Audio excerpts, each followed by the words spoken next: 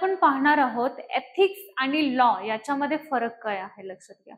याच्या आधीच्या व्हिडिओमध्ये आपण एथिक्स आणि मोरालिटी मध्ये काय फरक आहे पाहिलेलं, बट आज आपण एथिक्स आणि लॉ, ज्याला आपण नैतिकता आणि कायदा म्हणतो, याच्यामध्ये फरक काय आहे. बऱ्याच वेळा आपल्याला काय वाटतं एथिक्स म्हणजे लॉ किंवा लॉ म्हणजे एथिक्स, तर हे सेम नाहीये. दोन्हीचाही सोर्स ऑफ ओरिजिन वेगळा आहे लक्षात घ्या. जो एथिक्स आहे, एथिक्स काय आहे, फिलॉसॉफीची ब्रांच आहे. तत्वज्ञान हे त्याचं ओरिजिन आहे लक्षात घ्या. सेट ऑफ प्रिन्सिपल किंवा ते स्टँडर्ड आहेत जे गाईड करतं what to do and what not to do. मात्र जर लॉच्या बाबतीत तुम्ही विचार केला, कायद्याच्या बाबतीत विचार केला, याचा सोर्स काय आहे, लेजिस्लेटिव्ह हा त्याचा सोर्स आहे लक्षात घ्या. हा, बट इथे कॉम्प्लिमेंटरी आणि कॉन्ट्राडिक्शनरी रिलेशन आपण बघू शकतो. म्हणजे लक्षात घ्या, जेव्हा आपल्याला एथिक्स आणि लॉ हे समजून घ्यायचं असतं तेव्हा आपण त्याचे कॉम्प्लिमेंटरी रिलेशन काय आहेत, म्हणजे त्या दोन्हीमध्ये समानता काय आहे, आणि कॉन्ट्राडिक्शनरी म्हणजे त्या दोन्हीमध्ये विविधता काय आहे, तर याचा आपण अभ्यास करूयात. आता लक्षात घ्या, तर या इथे जे आपण दोन सर्कल घेतलेले आहेत किंवा इथे जी डायग्राम आहे, तर त्या डायग्रामद्वारे आपण समजून घेणार आहोत की एथिक्स आणि लॉ याच्यामध्ये कोरिलेशन कशा पद्धतीचं आहे. आता सर्कल नंबर 1 जो आहे तर तो काय डिनोट करतो लक्षात घ्या, एथिक्स विषय डिनोट करतो. म्हणजेच काय, थोडक्यात घ्या, इथून पुढे जो पार्ट आहे सर्कल नंबर 1 काय डिनोट करतो, something which is ethical but not legal. म्हणजे अशी ऍक्शन किंवा अशी कृती जी काय आहे इथिकल आहे मात्र ती लीगल नाही, नैतिक आहे मात्र कायदेशीर नाही. आता याचं आपण उदाहरण घेऊयात. गांधीजींचं सिव्हिल डिसओबिडियन्स, सत्याग्रह, किंवा आपण म्हणू शकतो की जो मिठाचा सत्याग्रह गांधीजींनी केला. आता लक्षात घ्या, त्यावेळेस ब्रिटिश गव्हर्नमेंट होतं किंवा ब्रिटिश कायदे होते. मग तसं पाहायला गेलं तर गांधीजींची जी ऍक्शन होती कायद्याच्या विरोधात जाऊन सत्याग्रह करणं किंवा मिठाचा सत्याग्रह असेल कायद्याच्या विरोधात जाऊन करणं, तर त्यावेळेसच्या कायद्याच्या विरोधात जाऊन ती केलेली ऍक्शन होती.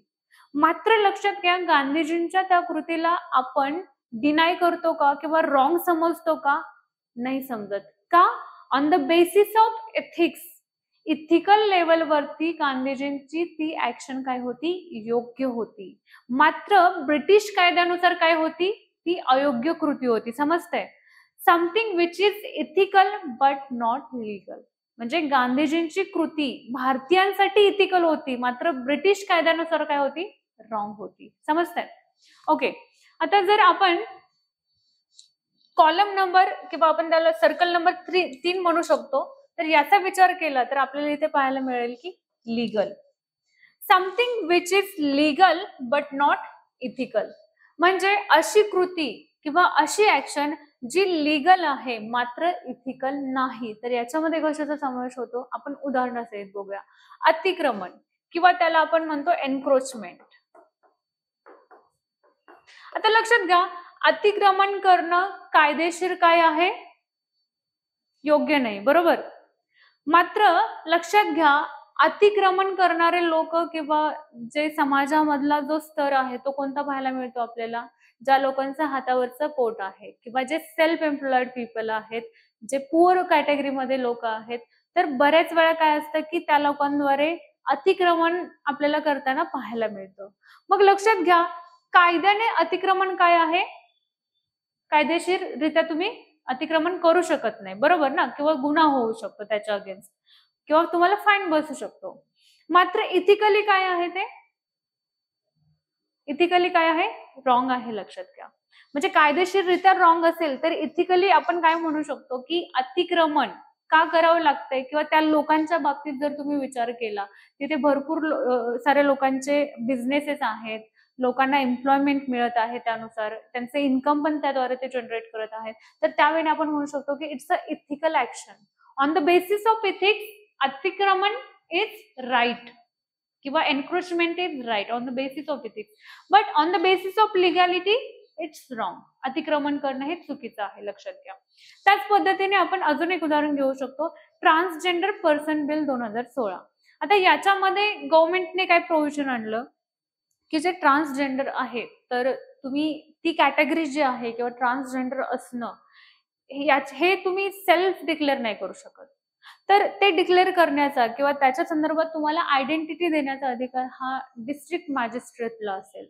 आता याच्यामुळे काय आहे लक्षात घ्या, तसं पाहायला गेलं तर हे जे बिल आहे ते लिगली आपण काय म्हणू शकतो, on the basis of legality it's a wrong.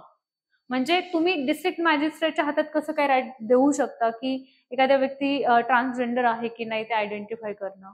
व्यक्ती स्वतः का सेल्फ डिक्लेअर करू शकत नाही, हा एक इथिकल इश्यू तयार होतो. म्हणून on the basis of ethics it's right, म्हणजे बिल रॉंग आहे आपण म्हणू शकतो. On the basis of legality बिल रॉंग आहे, मात्र जो पॉइंट त्यांनी उठवलेला आहे त्याच्या अगेन्स्ट, त्या कायद्याच्या अगेन्स्ट, तो बरोबर आहे. म्हणजे समजतंय. सो लक्षात घ्या, तर अशा पद्धतीने आपण 2 उदाहरणं पाहिली. आणि हा जो सर्कल नंबर 2 आहे, इट शोज कॉमनॅलिटी, म्हणजे या दोन्हीमध्ये कॉमन काय गोष्टी आहेत, समानता काय आहे, म्हणजे एथिक्स आणि लिगॅलिटी याच्यामध्ये समानता काय आहे, तर ते शो करतं. तर अशा पद्धतीने लक्षात घ्या, एथिक्स आणि लीगल ज्याला आपण नैतिकता आणि कायदा म्हणतो, तर याच्यामध्ये अशा पद्धतीने आपल्याला कोरिलेशन, कॉम्प्लिमेंटरी आणि कॉन्ट्राडिक्शनरी पाहायला मिळतं.